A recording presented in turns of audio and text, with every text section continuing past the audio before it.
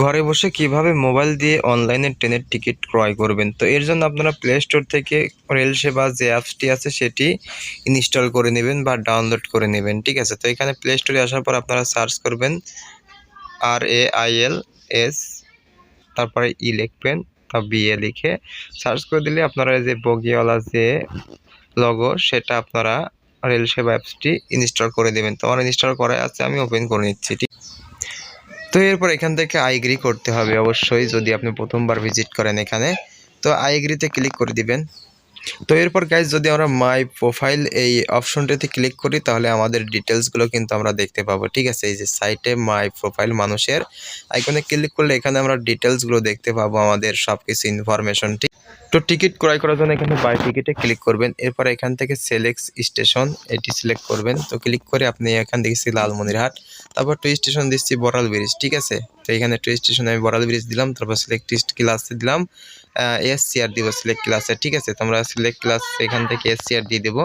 তারপর এখান থেকে সিলেক্ট ডেট, তারপর এখান থেকে ডেটটি ফিক্স করে দেবো। তারপর এখান থেকে তো এখান থেকে এবার সার্চ করে দিবেন। ঠিক আছে, তো সার্চ করে দেওয়ার পর এখান থেকে আপনারা এই যে ট্রেনের যে ট্রেনটিতে যেতে চান সেই টিকিটগুলো এখানে শো করবে। ঠিক আছে, তো এখানে দেখতে পাচ্ছেন শুধু লালমনি এক্সপ্রেস আছে এই রুটে।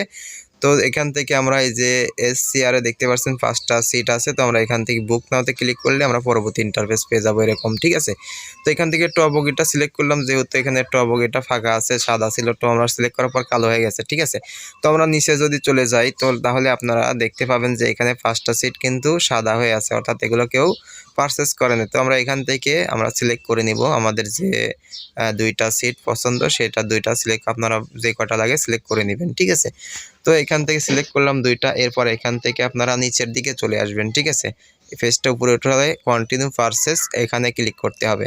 তো এখানে ক্লিক করলে গাইস আপনাদের রেজিস্টারকৃত নাম্বারটিতে OTP কোড পাঠানো হবে রেল সেবা থেকে। তো এখান থেকে আপনারা কোড দিয়ে ভেরিফাই করে নেবেন। তো এরপর গাইস আপনাদের সামনে এরকম ইন্টারফেস শো করবে। তো এখান থেকে আপনারা প্যাসেঞ্জার 2তে যার নাম ইচ্ছা বসিয়ে দিতে পারেন, আপনার সাথে যে যেতে চায় তার নামটি বসাবেন। তো আমি নামটি বসিয়ে তারপর ফিরছি। এরপর গাইস আপনারা পেজটা স্ক্রল করে উপরে উঠাবেন, তারপরে এখান থেকে আপনারা ডিটেলস দেখতে পারবেন। এখান থেকে প্রসেসে ক্লিক করবেন এবং এখান থেকে পেমেন্ট করার জন্য আপনার পেজটিকে উপরে উঠাবেন এবং টিকিটের সব কিছু এখানে দেখতে পারবেন, ডিটেলস কয় টাকা ভ্যাট সহ সেটা এখানে দেখতে পারবেন। তো এখান থেকে আপনারা পেমেন্ট করতে চান কিসের মাধ্যমে সেটি সিলেক্ট করবেন। তো আমি এখান থেকে বিকাশের মাধ্যমে যেহেতু পেমেন্ট করব সেজন্য আমি এখান থেকে বিকাশ সিলেক্ট করে নিব। ঠিক আছে, তো এখান থেকে আদার্স দিয়েও আপনারা পেমেন্ট করতে পারবেন।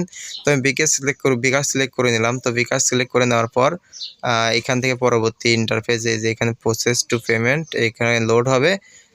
ঠিক আছে, তো এখান থেকে আপনারা রিডাইরেকশন এটা অটোমেটিকলি হয়ে যাবে। তো এখান থেকে আপনার বিকাশ নাম্বারটি এখানে দিয়ে দিবেন। তো আমি বিকাশ নাম্বারটি দিয়ে ফিরছি।